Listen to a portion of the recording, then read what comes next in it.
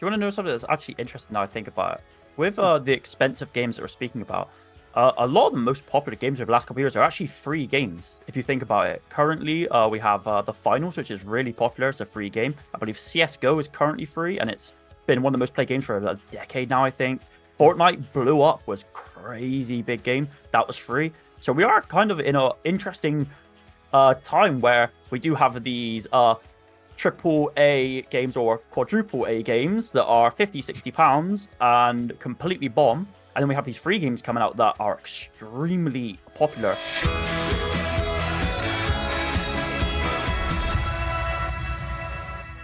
Hello, and welcome to the all-new AV Forums gaming podcast for April 2024.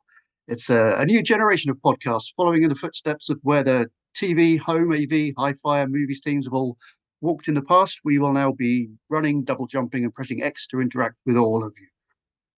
Call it the new generation of podcasts. We have, well, back in the day, I remember doing a few gaming podcasts of old, but this is a whole new generation. I had dark hair back then. It's a whole console generation has moved on since, and we've even had nearly 2 entire GTAs in the meantime.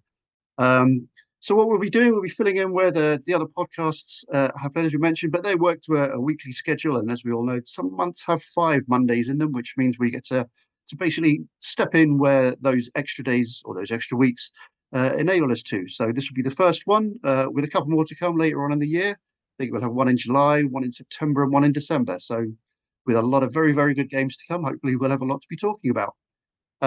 Joined in this podcast by Tom Davies, Seth Grimes, and Gordon Balfour. So hello to everybody. Hello. Hello. Hi, welcome aboard. What we'll be doing, we'll be getting to know these guys a little bit better shortly, and then we'll start the ball rolling with a few of our key topics.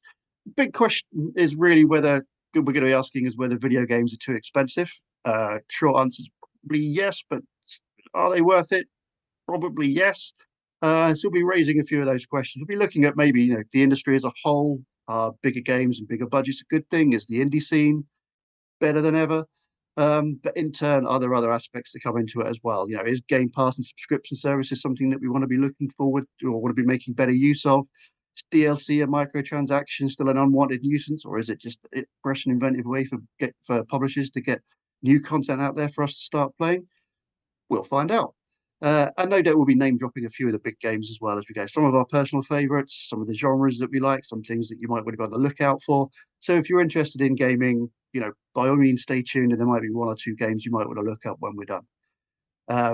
Bit of admin we should discuss. You can also watch the video version of this podcast by heading over to the AV Forums podcast channel. Should point out it's different to the main AV Forums channel, so you'll need to look up AV Forums podcast and then subscribe to make sure you never miss an edition of this podcast or any other great podcasts that we put out. You can also watch or listen to those AV Forums podcasts every Monday from 7 p.m. on YouTube or audio only via your favorite podcast providers. And of course, need to add, if you do enjoy our content and podcasts, then please feel free to tell as many people as possible. Tell all your friends, post links across the groups, social media, and any other forums that you come across who might be interested in some of the subjects we cover. Getting the word out is always appreciated. And of course, you can have your feedback on the stuff that we talk about. Should we be talking about other factors? What games should we be talking about? Should we be talking about tech? Should we be bringing in hardware? Let us know the kind of things we should be talking about, and we'll bear those in mind when the next podcast rolls around in a few months. So I guess with that out of the way, we should probably get some introductions made. As mentioned at the top, my name's Ian Collen. I manage a lot of the gaming content for the AV Forums website. I also write a large chunk of the news. In terms of gaming, I did do the maths earlier, and it's quite tragic. My gaming background dates back to the Atari 2600, back in the days of Pong, when video games basically had 4 white lines, moved them around a little bit, and told you that they were like 5 different games. Like there's Pong, put 2 white lines in it. Now it's hockey. Move those white lines around. Now it's American football. Very exciting times. And then moved through. I went through the Spectrum era, the Amiga era, so a lot of great games from back in those days. Probably the big hole in my gaming portfolio, I missed the kind of Sega, Sony, Nintendo kind of emergence factor. I was playing a lot of football back then and not playing a lot of video games, so I did miss a lot of kind of classic titles from maybe 20 odd years ago. but then got back into it when the Xbox came along. That's when I started working for video game magazines, and the rest, as they say, is history. So who wants to go first in upping themselves? Tom, you're the professionals. You've been doing a lot of these podcasts for AV Forums for a while, so maybe you can lead the way and tell us about your own story and how you got into gaming. Yeah, well, I seem to remember my first ever video game was the Hobbit text adventure, which I think was on a BBC Micro. That no doubt my dad would have requisitioned from whatever school he was working at the moment and brought home. Was that Um, retro, or are you really not as young, old as you look?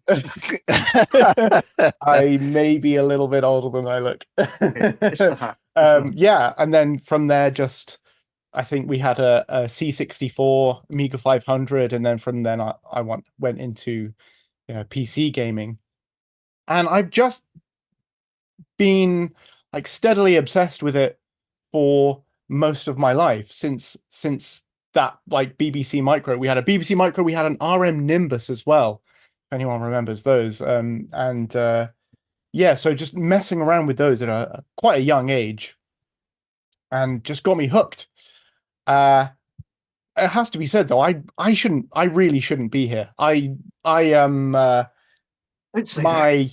My reaction times are for shit. I can't like aim. It like if you require me to play a game that involves any kind of like dexterity, if you've got to be fast and good and quick, just count me out. I can't do that. Now, I maybe once upon a time I could, but I think I'm mostly a liability when it comes to video games now. So my tastes have dramatically slowed down, and I do find myself like going back more You don't these need to be days good to to enjoy games. yeah, to like the video game preservation and retro gaming, and so that's generally where my current interests lie.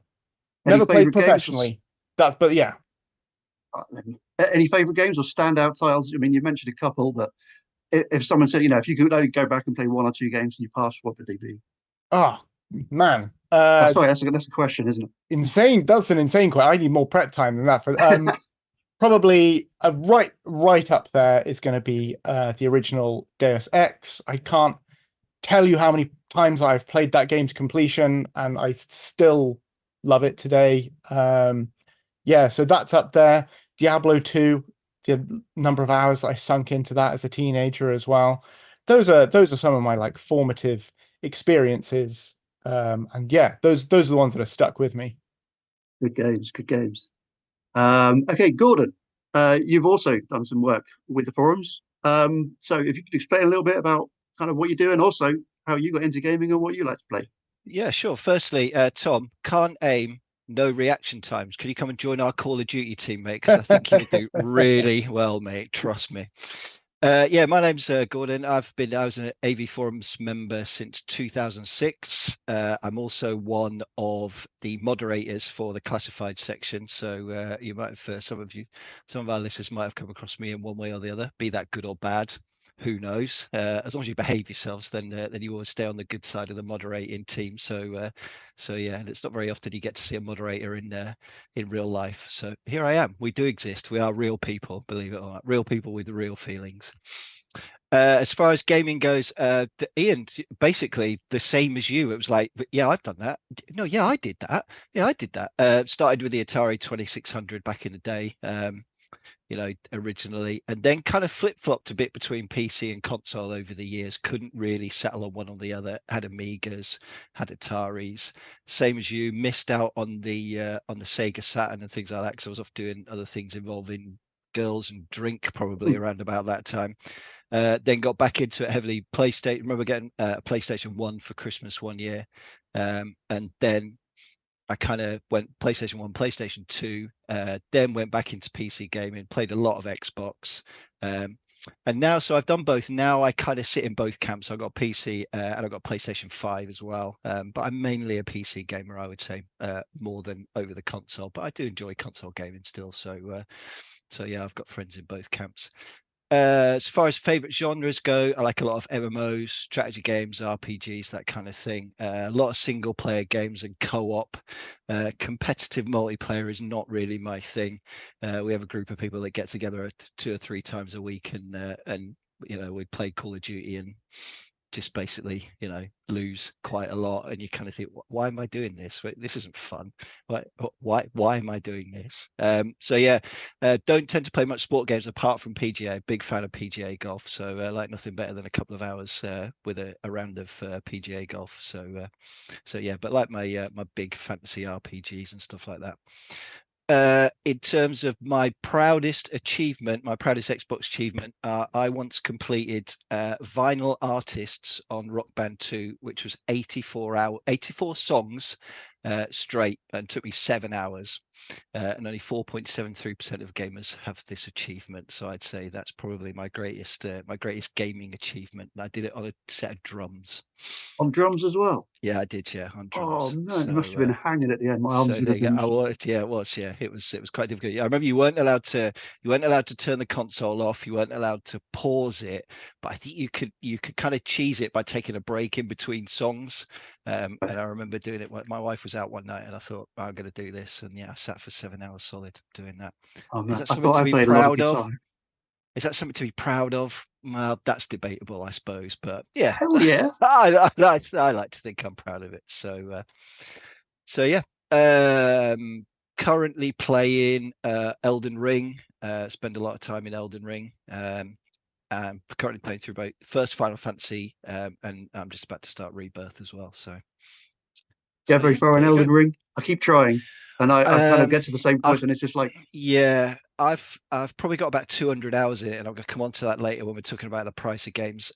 Still haven't finished it yet, so I'm a serial game restarter. So I must have restarted Skyrim 300 times, give or take. Elden Ring probably not quite the same, but about the same. Get so far and you think, yeah, no, I don't like this character. Rather than respec, I just go back and start again. It's something that I do, unfortunately. The kids think it's hilarious, but they do it now as well. So now it's not so funny anymore. yeah. So yeah, I'm the same. I've got like Minecraft, No Man's Sky, Elden Ring, Destiny. I just play them on a loop, basically. Yeah. You play one, get bored with a little bit, stop. Then by the time you've forgotten where you were, so you've got to restart again. Yeah, that's it. Yeah, of course you have. Yeah. Makes sense.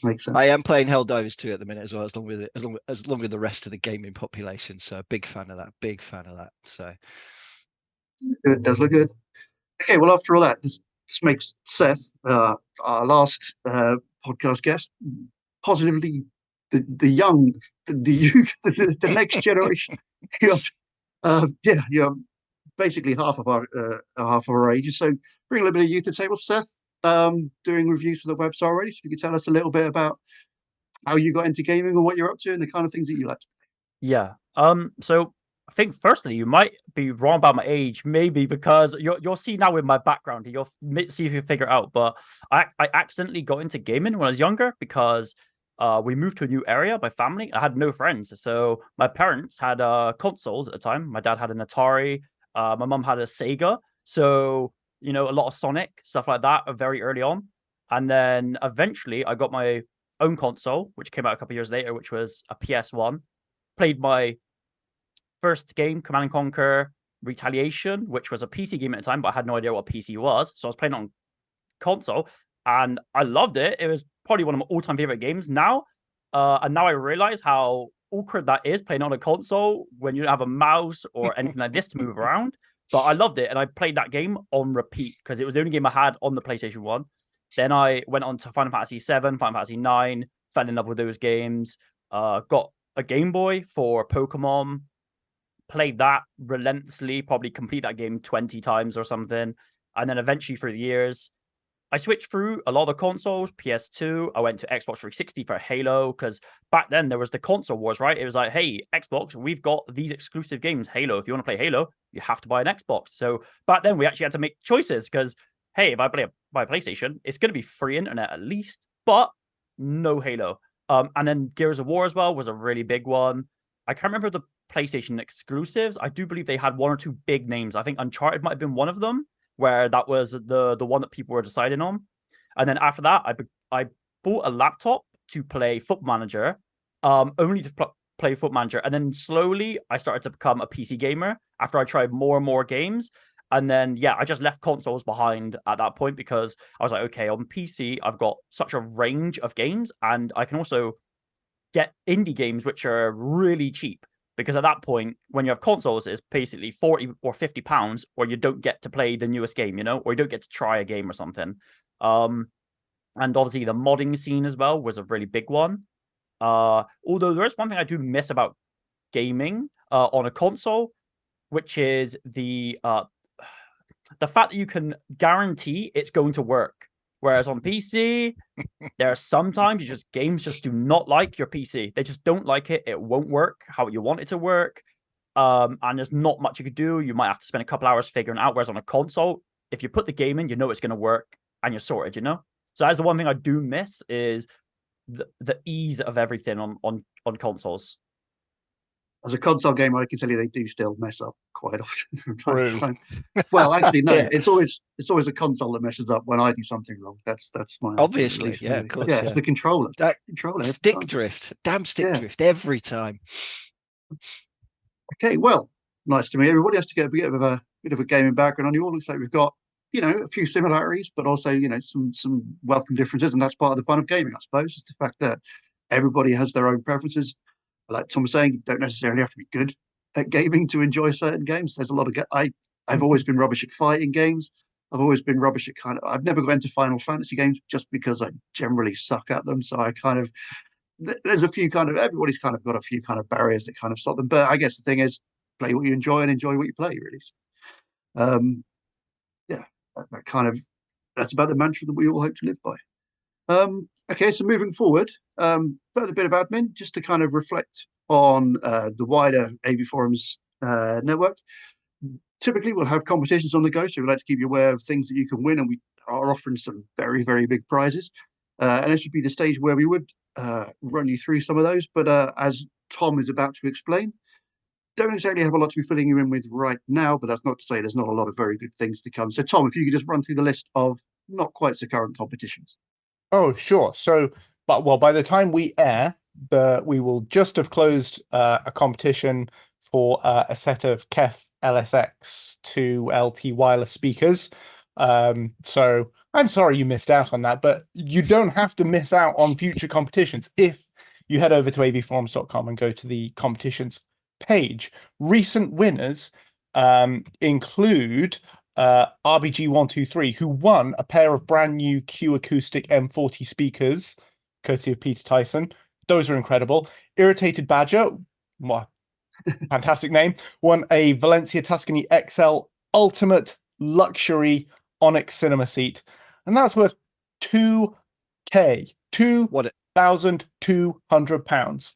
Cinema seat. What a piece of kit that was! I tell you, that was nice. That I would have liked that. Yeah. Absolutely.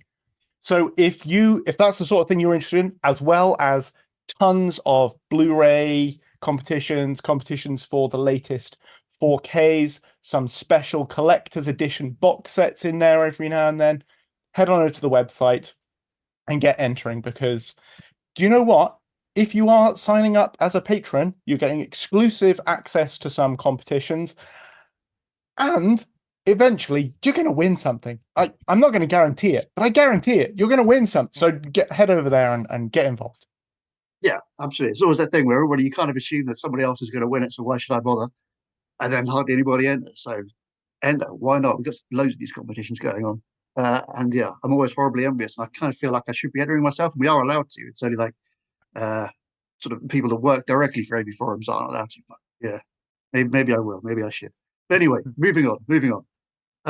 Yeah, like we mentioned at the top of the program, I'm going to be talking about we've talked a little about our previous gaming industry, so we'll bring things up to date a little bit and talk about how things are currently looking. Bit of an overview to start with, perhaps, just because I saw some recent figures that are always impressive, just about how big a business gaming is these days. I think in 2023, it was like £7.8 billion was spent on gaming, with more than 5 billion on that just on games.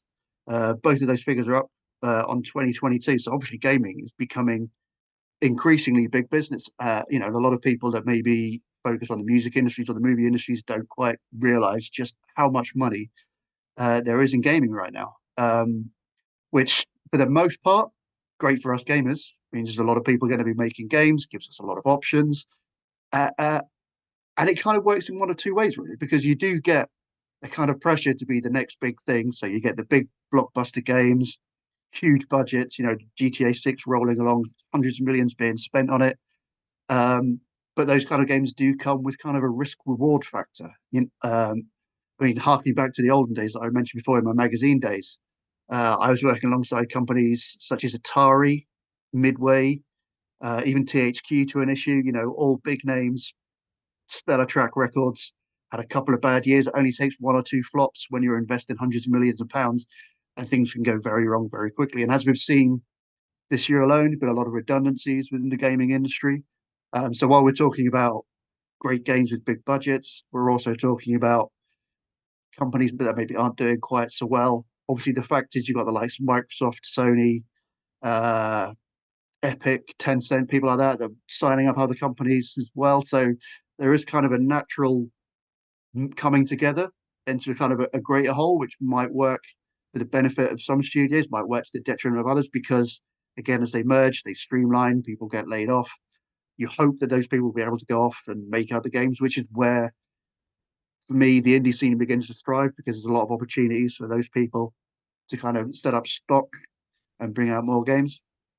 So I guess, it's just a general introduction, really. How do you see the gaming industry right now? Is it in a good place? Are we happy with these big budgets? Do you prefer playing the smaller indie scene games because there's maybe a bit more creativity? Just to get a bit of a flavor of how your gaming past has led to just how you see the gaming present. How do you see things shaping up? It's a bit of a general question, a bit of a tough one to kind of get the ball rolling with. But yeah, who wants to dive in?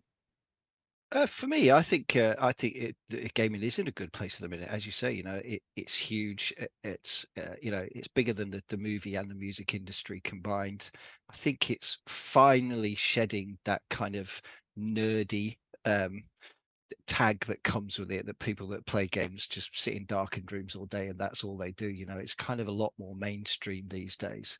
And there's a lot of older people playing games as well as younger people, and there's such a vast range of the type of games that you can play, and you've only got to look at Nintendo over the years, how they've always kind of marketed towards the parents and the middle-aged people rather than the kids and things like that. And I think we're in a really good place, and I think I'm glad to have been part of it for all these years, and been able to kind of come along for the ride. And you see in the way that games have progressed and how they look these days compared to how they looked even 5-10 years ago, and some of them they're real life games. Baldur's Gate 3, put a lot of hours into Baldur's Gate 3, and and it's almost like an interactive film that you're a part of, and you're just enthralled with it. And you start playing it. I was playing it with my son and my daughter over Easter, and it's Friday, and then 10 minutes later it's Monday, and because you've just enthralled in this thing that you're a part of it, and I think that there's no other medium really that gives you that. I think it's great. I love it. Yeah. Thomas, you're nodding along. Obviously, you do a lot of movie stuff as well. So is there do you see a correlation between how gaming shaping up and movies are shaping up, or are they kind of heading in different directions? I think they are artistically heading in different directions. I would say that the gaming industry, definitely through the early part of the 21st century, went through a real period of chasing the cinematic. And there's, as Gordon pointed out, there's still that stuff goes on, and Baldur's Gate 3 is a pretty good example of like hugely narrative driven, like big moments. Same with the Final Fantasy remake trilogy. That's hitting for the same thing, and obviously things like the Metal Gear Solid series, they still do that. But there's now like a much bigger portion of the gaming industry, it seems to me, that is more interested in working out what the dynamic is between the player and the game, the story, the mechanics, and trying to find new ways to couch that in new terms, which that's the most interesting thing to me. I tell you what is paralleling the movie industry though is obviously the streaming service model. Like we've spoken about like briefly about things like Game Pass and for the PlayStation the PS Plus, slightly to a lesser extent. But what you're seeing there is like the economics of video games are trying to mirror that economics of film distribution. And currently, I think we're in a good place with it. It seems to be working out for the best because certainly I've been discovering things through that model, both in terms of films and television and in terms of video games that I would never have touched in a million years, but just happened to pop up to me on the front page of either the PlayStation or Xbox, and I go, yeah, okay, I'll give that a go for 15 minutes, and you discover just some of the most beloved games of the past 5 years that way. So I think that's a really interesting thing that's going on in gaming at the moment, and it's definitely an interesting thing that's going on to combat what we'll probably come back to in a minute, which is the rising cost of individual games, where you're looking at, if you're buying from the digital storefront, you're looking at 70 quid, 80 quid, 90 quid, 100 quid when you're looking at including season passes and just ridiculous cosmetics and all the like terrible stuff that you really don't need, but everyone has that impulse in no, I want the full thing. I want everything. And I want it day one because I don't want to miss out. I've got to have it day I one. want I it. must have it. No, Yeah. I've got to have it before you. I'm gonna pretend I'm in New Zealand so I can play it 12 hours before you, so I can then tell you what's happened. So I need to have it downloaded, even though I'm not allowed to play it. I need to have it downloaded. Yeah, exactly. With the figurine. Yeah. I think that's interesting what you're saying about how you spotted things on the like the digital store that you didn't know about. And I think Game Pass has changed the way that we digest this medium for forever. Basically, I think now the narrative of a game is, I'll talk to my friends and I'll say, would you buy that? No. Would you play if it was on Game Pass? Yeah, I'd give it a go.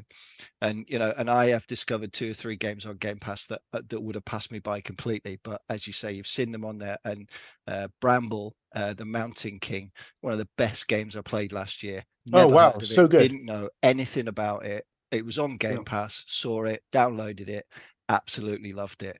And I think that is changing the way that we consume games. Yeah, there are still the big blockbuster games, and I keep coming back to Baldur's Gate, but they said they'll never put it on Game Pass. But I think Game Pass it's changed the way that we consume games forever. Yeah. I think a lot of people forget as well. I think a lot of people forget as well that in the past, games were expensive in the past as well. I think a lot of people believe that 20 years ago, games were like 10, 20 pounds, but no, even in the 90s, they were 40, 50 pounds, I believe. And some of I believe it was Nintendo games were even 50 back then, which is crazy to think about considering that there's 50-pound games now. And yeah, I think there's another argument to be made as well with Nintendo specifically in this sense, because they do not lower their prices ever. That's one of the biggest issues I have, is that if you want to play a Nintendo game, you can wait 10, 20 years and it will still be 50 quid, which is kind of insane. At least with other games, you can probably wait a couple months. There'll be a sale. There will be a summer sale, a winter sale, just a publisher sale. And you might be able to get 50% off, 80% off, something crazy like this. When the next game comes out, you might get it for the 90% off, right? But with Nintendo, it's always at a base price, and they almost rarely ever do sales, which is extremely frustrating, I feel. And Nintendo obviously have their right to do that, I guess. But considering they've cornered the market so hard on a lot of games and a lot of very famous, obviously like Mario, stuff like this, it does feel pretty bad that it's such a high cost to even get involved in those things. And considering how many they make, there's at least one Mario game every year, at least new one, right? And to keep your passion for that series going, you're just having to put in so much money to keep going. Whereas, yeah, maybe with some other game series or something like that, it's not as cost heavy to get in or put your foot in, because as we've just said, there's a lot of games now that go on the Game Pass instantly, and you can play it on debut for free. You can try it out, kind of like, in a renting style, a free rental. So I don't know. It is interesting. I think there's a lot to be said for Nintendo maybe with that, but yeah, I don't think it's actually too expensive. There are some that's a bit suspicious. Maybe the deluxe versions that's £110 and you just get one or two extra things, like an extra costume for your character. But other than that, yeah, I don't think it's that expensive. Yeah, I think with things like that, I think we all have our own kind of pet peeves, things we hate when it comes to the monetization of gaming. At least my one is day one DLC. I just don't see the point of it in a digital era.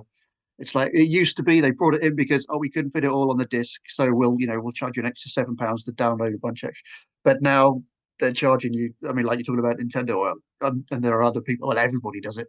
It's like, yeah, you bought the game for 70 quid, and now congratulations, you can now spend £10 to buy 4 new weapons and 2 new armor suits that for some reason we couldn't put in the original. It's well, we know why they're doing it. They've got to make the money back somehow. Let's be honest.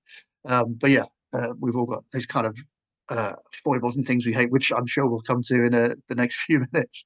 Because yeah, obviously the big question we want to ask is: are video games too expensive? I think between us already, we've kind of given a bit of a feel, and without wanting to come across as a bit of an advert for Game Pass, but we've talked about how that's changed things. Because I think there was a forum post a little while ago where somebody posted a speculative question: would you happily pay £100 on a video game? And at the time, you're kind of thinking, oh, that's like a sort of a silly kind of far-fetched question. But the reality is, we probably already are. You know, like Seth said, it wasn't that long ago. Games were like £50 a pop. Now they went up to 55, 65, £70, and that's. I mean, I know they were always expensive, like 20 years ago, but the scale seems to have kind of tipped up a little bit in more recent years. So the jump from 50 to 55, that seems to have happened quite quickly for me. And then you throw in things like, like I mentioned, the DLC that I hate, the scourge of microtransactions, which nobody really likes. But again, you can kind of understand why they're there because, video games aren't cheap to make. They've got to get the money back somehow. Even if some companies, they're not even subtle in what they're trying to do anymore. I mean, FIFA, as it used to be, EA Sports FC, as it is now, it used to be great football game, but then suddenly FIFA Ultimate Team kicked off with all the kind of packs you could buy for it, and so it felt like the attention shifted. So it's not always good, but at the same time, without wanting to kind of pick on B, like all games are too expensive, there's still great value for money out there. I think we need to kind of bear that in mind. You could spend £70 on a video game. We've mentioned some titles already. Elden Ring, 200 hours, barely scratched the surface.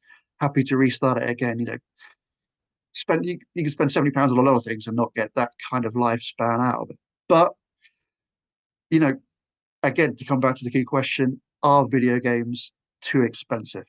What are your own kind of buying preferences? Would you buy a new game? Would you just stick with Game Pass? Would you wait for deals to come along? What kind of your gaming habits? I mean, do you want to know something that's actually interesting now I think about it? With the expensive games that we're speaking about, a lot of the most popular games over the last couple of years are actually free games. If you think about it, currently we have the Finals, which is really popular. It's a free game. I believe CS:GO is currently free, and it's been one of the most played games for a decade now, I think. Fortnite blew up, was crazy big game that was free. So we are kind of in an interesting time where we do have these triple A games or quadruple A games that are 50, 60 pounds and completely bomb. And then we have these free games coming out that are extremely popular and everyone likes them. And it is kind of interesting to see that, I think. Yeah, I think it's a difficult market to break into as well, like you say, because you can play Fortnite for free, and it's a very good game, and there are lots of other games that are free. I know you mentioned the Finals, and Warzone is free, and some people, I mean that's massive. It's a huge game, and you can essentially play it for nothing. And then you get games like Skull and Bones come along, which it's the less said about it, the better, to be honest. But you get and they're trying to compete with these games that are already embedded, that people are already playing, and they're not going to switch away from the games that they play and they enjoy and they play with their friends, and they might have. They might have spent money on skins and things like that. League of Legends, one of the biggest games ever. It could be free to play. My daughter would disagree, probably the amount she spent on skins over the years, but the base game is free, and some would argue that's that's the hook to get you in. Do you give it away for free and then charge for the other stuff on top of it, or is it better to charge 70 or 80 pounds and then you kind of make sure that you get in? And I think also the other thing as well, obviously there's a distinct lack of second-hand games these days, because we're consuming more digitally, and B, because there just aren't, apart with the exception of CEX, there is nowhere really. I mean, there's probably the odd indie game shop out there, but there's hardly anywhere that you could go and choose a second-hand game now. And again, I think that's why Game Pass is so good, because you can find those little indie gems, whereas you might have got into Game Station and had a look, and there was 3 for 10, and you buy 2 games that you like, one game you're not so sure about, it turns out to be the best game that you've ever bought, and you've got that flexibility where whereas you just don't have that now. And you've got, I don't know what the refund policy is on Xbox, but on Steam I know you've only got a couple of hours to get your money back, and then you're kind of stuck with it. So but coming back to the main question, are games too expensive? I don't think so. I think if you do it right, then no. As you said, 200 hours for a £70 games, I could go and watch Arsenal in the Premier League get beat for 70 quid, and I get an hour and a half out of it, and that's it. Whereas this, it's the value for money for me, I think, is if you're savvy and if you do it right and if you shop right, and I think a lot of people do shop right, then no, I don't think. It's coming back to a point that Seth made about games being expensive in the past. When I queued up for my PlayStation 2, I couldn't afford any games to go with it. I could only afford the PlayStation. I took it home and just played the demos for like 2 weeks until I could afford a game for it. So all those free games they give you that no one wants to play. yeah, that's the ones. Yeah, that was when free games weren't any good. But but now, and I think also, you look at the people that are playing video games, they have a lot more disposable income than they used to, and 70 quid is not that's not, they don't bulk too much of that. I pay a £5 for a coffee and I don't even flinch, and if you'd said that to me 5-10 years ago, I go, I pay £5 for a coffee, are you mad? And now you just do it, you just hand your money over and that's it. So for me, I don't think they're too expensive. I think if a game's worthy of that cost, then I think you pay for it. And talking about microtransactions, Ian, it sounds like it's a little bit of a bugbear of yours, and all the hoo-ha about Dragon's Dogma 2 and its microtransactions. It still performed brilliantly. It was one of the best everybody was saying how the microtransactions were evil and stuff like that, but if you didn't actually need them, if you didn't want to spend the money on the microtransactions, you didn't have to, you didn't need them. So it was something that they put in, and I don't think it affected the sales of the game overall. They got a little bit of bad publicity out of it, but I don't think it affected it overall. I think at the end of the day, it's down to consumers. If you don't want to spend the money, don't spend the money. Nobody's asking you to spend. It's really funny that, like, speaking about how you're right, microtransactions is no longer like it doesn't seem to be a hot discussion point anymore at all. I remember back when Diablo 3 came out, and the auction house received huge backlash at the time for being predatory and unfair, and just like tricking people into spending real world currency in the way that they've been used to spending fake currency in things like World of Warcraft. Then Diablo Immortal came out, was it during lockdown or just after lockdown, and implemented all of those same practices again, much harder. And I think Diablo Immortal is one of Blizzard's like highest earning games, like in the billions. Like we're talking like thousands of dollars a second is like we're being spent in that. And so I'm not sure what happened in those intervening years, but there was a time when people were furious enough about these microtransactions to get them reversed. In Diablo 3, they took them out. They took the auction house out in one of the later updates, and then just put it right back in, and nobody batted an eyelid. So I think there's a weird like expectation now of these more predatory money spinning practices that people are just like, yeah, that's just part of games now, which I find really like infuriating and quite sad as well. Because I think there's an acceptance of it. I think like you say, it does become a norm. But like Gordon said, it's not necessarily a bad thing, because for the most part they're optional. You know, Mhm. if you want to spend £7 on a new fancy outfit, then fine, spend £7 on a fancy outfit. But sometimes the implementation, like you were saying, Tom, it can come across a little bit awkward and maybe a little bit predatory as well. And that, you know, if like something like Fortnite games aimed at well, I would say Fortnite games aimed at younger people my age are playing it as well. So it's not just like, then we all, you know, get crazy on a Saturday night after a few drinks and we play, think, oh, why not click on it? Why not? So yeah, I'm not. I don't think microtransactions is necessarily a bad thing, but I think at the same time, you know, you just need to be a little bit sensible about how they're implemented. So make it fair, make it so you're getting something that's actually worth the money. Get it something, you know, a lot of things. I mean, I mentioned before, like the outfits, the costumes. You know, if you want to make your character look nice, pay the extra. That's not a big deal. But I don't. But the fact that you chuck that kind of thing into a special edition where you don't really care about the outfits, you just want the content.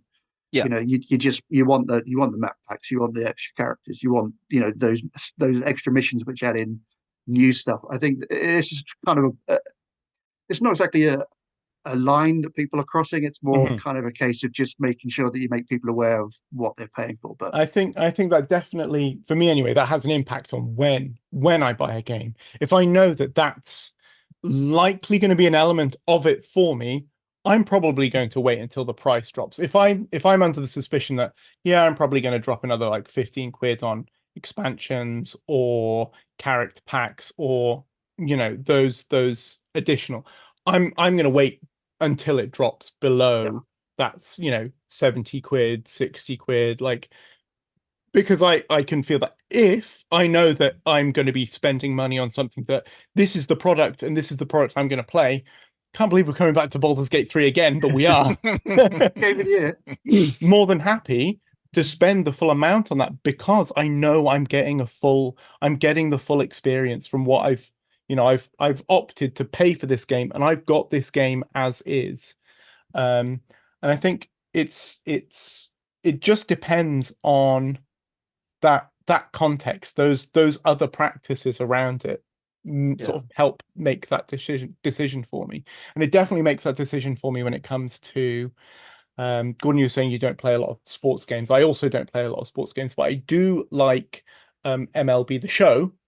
And again, I never play current year. And I just never play current year because I know that that's going to be full of the transfer fees and the players and the loot crates, and I just don't want that. I just want to play the game. Yeah. I'm a bit more, I'd say 50-50 on this issue, because I think if it can be done right and it can be done really poorly. So there are some examples that can be good. For example, League Legends, which is a game I've spent probably a decade of my life on, an extreme amount of hours, right? But I probably spent £100 on. And it's like, if you really think about that, for 10 years of my life, playing a game for 10 years, 10,000 hours probably plus, and I only spent £100. That's incredible. But there are other games where you're incentivized to buy their microtransactions to help you win, that's where I get a bit iffy about it. I'm not a fan of that pay to win kind of games. And then there's maybe certain games that I get a bit frustrated with when they make you pay an upfront price and then they want microtransactions. And it's kind of like, well, I've already paid you for the game. I should be getting everything else for free, essentially. I've paid you for your, so I'm not a fan of them. And Sonic is maybe a bit different, but Tekken 7 with their DLC, I was not a fan of it because if you're going to create new characters, okay, maybe you can charge for them, right? They're new characters. But if you're going to put fan favorites like Lee behind a paywall after people have been playing him for 6 Tekkens, and a lot of the Tekken combos do follow through. And as we all know, fighting games are extremely hard. The people who play these games put so many hours into learning their characters. And I feel like if I was a Lee main, I would feel really upset that they told me, hey, you're a Lee main. All right, but you're going to have to pay extra to play your character that you've been playing for, at that point, what would have been 10 years or something. So there is some level to it. And I believe that sports games is an interesting one because I do play that a lot. And I remember maybe 10 years ago or so, I don't know if any of you remember this, but there was a way you could get really cheap FIFA coins in the past. You would go on eBay, pay someone for money, like maybe £1 for loads of coins, and they would buy a player that you listed on the market, and you would get tons of coins for maybe £1, and you would get loads of packs out of that. And I used to spend money on that because that's worth it. It's fun. FIFA found a way to cut that, and then their own money, it was probably about £10 worth. And it's like, I'm not paying £10 for like 2 spins. And then you have to think about the children as well. There is a lot of younger people playing these games, and with FIFA, it does cross a lot of gambling lines. There is a lot of, it's very fishy and muddy water when it comes to spinning and gambling and stuff like this. And that's probably I think that's one of the biggest worries I have when it comes to microtransactions. Yeah, it's not something that I have all the data. Sorry, but it's FC24, as it's called these days. It's not called FIFA. Is currently the number one selling game. So they must be doing something right. Sorry, just going back to your point, Seth, about Tekken. So so if you're a Lee main, you'll complain about it, but I guarantee you'll pay the money. Oh yeah, they will. So. And that's when it's we all bad, complain though, about it, but of course it is. Yeah, we all complain about it, but you can see we those will pay like the money. Yeah, and you can see those cogs of commercialism working in the back, and it's at the end of the day, they're all trying to make money, aren't they? Exactly, so, and it's that obviously like I know you're rinsing me. Yeah, that's what irks. But here's my money anyway. Yeah. If the system works, why change it, right? Like exactly, that's it. Yeah, they need to make the money to make the next game, and we're going to buy the next game because we want to play the next game. So is it kind of mutually beneficial kind of system? I don't know. But I mean, do you guys would you still buy full price games, or are you using like Game Pass? Are you waiting for those deals and discounts to roll along? I mean, for me, I haven't bought a full price game for a long time. I'm signed up to Game Pass, like some of you guys have mentioned. I'm quite happy playing older games on that. I think I saw a recent report that suggested that people are happier play older games than pay extra for or pay top dollar for the new games, which it's not particularly surprising when you talk about how well Game Pass has been doing. But yeah, I might be tempted. GTA rolls around, you might kind of be tempted to splash out if you know it's going to be. If that longevity is going to be there, if it's going to have 50 hours, 100 hours, if it's going to have a replayable factor, if it's going to be like a live service game where they're going to add to it in 3 months' time, maybe at a small cost, maybe it's a season pass, it's worth the money, I might be invested. But as a rule, I'd rather not pay top dollar for a brand new game unless I have to, unless I need to. So, but that's just me. I mean, some people might have more money than I do. We have a strict no pre-order policy in our house. In that you never pre-order a game. You always wait until it comes out. And I nearly got burnt with the Battlefront Classic Collection a few weeks ago. I have to say, I very, very nearly pushed the button on that, and I'm glad I didn't. I'm glad I waited. But yeah, I would 100% more than that. I would more than happily for a game that I know that I'm going to play. Yeah. I'll pay. Yeah. I'll buy it. I would always wait. I don't think I can't remember the last time I bought a game day one. To be honest, I would wait at least a week. Yeah. I think I'm a bit of a rube. I do still buy things like. Yeah. I mean, House Flipper 2. I paid full price for. Are you kidding? Let's close the podcast there. That's done, haven't we? But prior to that, I think Diablo 4 was the last thing that I bought. Was the last thing I bought day one, and I agree. I don't think I've pre-ordered anything in maybe years. Just because it's just a recipe for disappointment. But yeah, so I will still occasionally buy things full price, and I think I try and split things evenly between like I'm going to give this game my money because it looks like an indie outfit that I want to see do well. So I know that gosh, what are they called? Evil Empire, the spin-off group from Twinmotion, have got a new Prince of Persia Metroidvania coming out.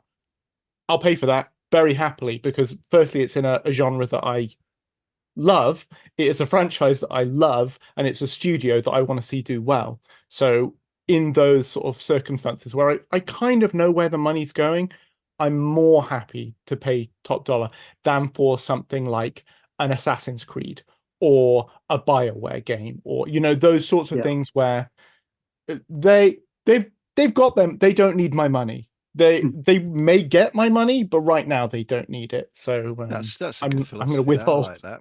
Yeah, I like that. I'm more of a person who waits for the sells really, but that's not necessarily just because of the money, but games these days you can't trust that they're gonna work. It's really sad, but there's so many games that come out now and they're just broken on release. I mean, Cyberpunk, wow. They brought it back. But on release, wow. What can you say? There's and it's been, and for me a big one was Battlefield. I'm a really big Battlefield fan and I was extremely hyped to get that game, and again, what was that? I don't even know what to say. So yeah, I've been burnt a couple times, so I am extremely adverse now to buying games on release. I will just wait mostly to see, okay, how many bugs are in this game? Is it actually playable at this point, you know? So yeah, that's the main reason I wait. Just to make sure it's a working game. Yeah, I purposely did that with Cyberpunk because I saw the kind of the previews and I knew chances are it wasn't going to be as great as we all hoped it would be at launch. So I was quite happy to kind of wait. Initially, you're waiting for kind of like, the first week patches to roll along and kind of fix a few things. But then it was kind of like, oh, it might take a bit more than a week for them to patch it. So we had to wear it. And I did get around, I played it last year and I did really like it. It is a whole lot better now. I think I mentioned before as well, I played a lot of No Man's Sky. And when that first came out, it just wasn't the game that people kind of thought it was going to be. But they've done an amazing job of creating an amazing game. Hopefully they'll be able to do the same with Starfield. Fingers crossed. You never know. So I think there is a good scope, for holding back a little bit and maybe not diving into these games too early and being disappointed. But at the same time, if it's a game you love, it's kind of hard to say no sometimes, isn't it? So you just kind of have to bite the bullet a little bit. Full disclosure, I drank the Kool-Aid on Cyberpunk, took the day off to play it day one. Never again. No. Have you played it since? Ever again. Oh yeah, played it, completed it with the DLC and absolutely loved it. Yeah. What's annoying now is that we have this thing called a redemption arc, and where this game's completed its redemption arc and everybody's like, oh, look how well they've done. No. Shouldn't have been released in the first place. They should have waited 12, 18 months and then released it. Shouldn't have been released in the state it was in. And it's happened since. And Seth touched on Battlefield. We knew that was coming, with all the previews and everything. We knew that wasn't going to be the game that we wanted it to be. And so it turned out. And now they've just announced that after season 7, they're canning it and moving on to the next one. So, these games shouldn't be released, but they are, and people buy them, and that's the problem. And while we continue to do that as gamers, they'll continue to release unfinished products and then patch it day 1 or day 2 or day 3. And once they've got our money, they've got our money. Then so that's it. Think of how many people buy these games and they have enough disposable income that they don't care that it flopped. They will just leave it and put it on the shelf, because I believe that. Even microtransactions, there's a lot. I think there's a small percentage of people who are putting most of the money in for microtransactions. I don't think it's a large amount of people putting lots of money in. It's a couple people who just do not care, and they're just going to blow loads of money on these games no matter what happens. And you see it the same with sports games. I'm quite into sports games, and every year it's the same discussions in these communities. Okay, last year's sucked. No one pre-ordered this one. First trailer comes out, the first bit of news, little tiny thing. Take my money, my money. It'll be the tiniest things. It'll be something like, oh, Haaland has his hair tied up in this one. And they'll be like, I'm buying it. I'm pre-ordering it, guys. And everyone's like, no. Walter White in the back of the car. No, Jesse, don't do it. It's tough. It's an extra £7 to get the man bun on Haaland these days. You've got to pay my money. I'm there. Yeah. So it's our own fault, really. It is our own fault. We're all suckers. We all do it. We all still pay out, but that's 100%. We love the games. They know it. The publishers know that they can push the boundaries a little bit. And we kind of roll with a punch and liver. So you just have to maybe each like we mentioned, we all have our own personal little foibles about what we're kind of willing to do. So I guess it's a case of all of us just kind of take the hits where we can, because we know we're going to enjoy the game and get value for money out of it in whatever way suits our own gaming styles or Yeah, gaming of course, yeah. habits. And I think it's only going to get worse the more games companies that are taken over by hedge funds and people that have got no interest in gaming but only want to make money. You know, the whole sorry saga around Embracer Games has just shown, you know, what Yeah. state the industry is in at the minute. You know, they scooped up all the studios and then didn't get the loan that they wanted, and now they've sold them all off again. And you know, they were the savior of video games, you know, and now they're everybody's favorite villain. And I think that there's nothing to say that won't happen again. And all they're Yeah. interested in is the bottom line. You know, that's they Yeah. don't care about us as gamers. They're just interested in the profit at the end of the day. Then Yeah. there's the asset flips we got to worry about as well. You know, the day before, I waited Yeah. years for that game, and I can't believe it. I couldn't believe it was a scam. It was an Did you actual buy it? scam. I did not. I No. never trust games on debut, but I was so upset because that game looked amazing. But I mean, that was the whole point, right? They marketed it really well. They made it look really good, and it was just an asset flip. It wasn't a game, which Yeah, of is course. expressly sad. And there's kind of like games now that the studios that are making indie games, I believe they're making better games than some AAA studios. One of my 100%. favorite games of all time is a more modern game, which is Valheim. That game was made by 5 people. 5 people put that game together, and that is an extremely fun game. And I think it was £10-15 when it came out. Yep. I don't think there's any microtransactions, no DLC. All the DLC they do add is it just goes to the game. It's just put in the game. Yep. And I'm Yeah, thinking, wow, you guys deserve more money. Yeah, Well, I gave you that's an £15 for this. Didn't That's make an me feel bad. example of how to do it right. I played that for free on Game Pass, I think, when it came in previews. So I think you make me feel bad now. Maybe I'll give him some money. I'll give him some money. I bought it, Seth. You're all right. I bought it on PC. It's all good, mate. It's all good. Okay. Well, I guess we better start wrapping things up. Time is getting on, and all of that. I mean, I'm supposed to keep this within a reasonable time frame, I suppose. So maybe just before we go, you know, we don't get to do this again until July. So we've got a month's window to maybe think about what we're going to be playing next. So anything on the horizon doesn't necessarily have to be a new game, but maybe an old game you want to catch up on. I mean, a couple for me. Hellblade 2 is going to be a big deal. I did write some down because I couldn't remember. Still Wakes a Deep is a game that's kind of quite hot on my radar. I'm kind of worried about Destiny 2 DLC, the final shape rolling along, whether that's going to get me back into it again. That could be a rabbit We'll hole. buy I'm it, not sure. Ian. You'll buy it. I'll buy wait. it. I'll wait. Yeah, You I won't buy can't. it day one. It's 10 years. It's 10 years. You can't. We've got to know what happens. Okay. You'll buy it. That's what about You'll Elden buy it. Ring? There's Elden Ring DLC coming as well. Yep. That's just more Yeah, suffering looking than I forward could to probably that. do without.